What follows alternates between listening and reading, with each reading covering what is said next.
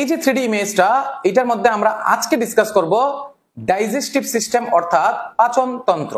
এখানে হচ্ছে লাংস, এই লাংসটাকে আমরা ওমিট করে দিলাম, সরিয়ে দিলাম মানে ফুসফুসকে। এটা হচ্ছে শ্বাসনালী বা ট্রাকিয়া, এটাকে আমরা সরিয়ে দিলাম।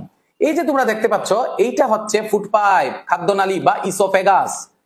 মুখের মধ্যে দুটো এই যে গ্ল্যান্ড থাকে, যেটাকে আমরা লালাক গ্রন্থি বা স্যালাইভারি গ্ল্যান্ড, এটা হচ্ছে প্যারোটিড গ্ল্যান্ড। এই দুটোকে আমরা বলবো সাবম্যান্ডিবিউলার গ্ল্যান্ড, এটাও স্যালাইভারি গ্ল্যান্ড। এটা হচ্ছে সাবলিঙ্গুয়াল গ্ল্যান্ড।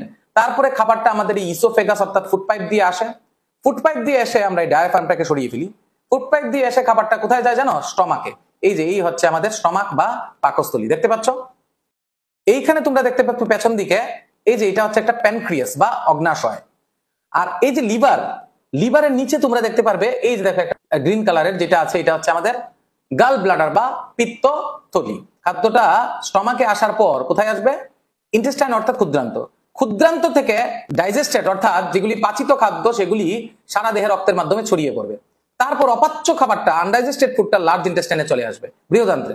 বৃহদান্ত্র দিয়ে এইটার দিকটা হয়ে পিছন দিকে যদি আমরা দেখতে পারি, এই হচ্ছে আমাদের রেকটাম এবং এই হচ্ছে আমাদের অ্যানাস বা পায়ু, এদিক থেকে মলটা বেরিয়ে যাবে।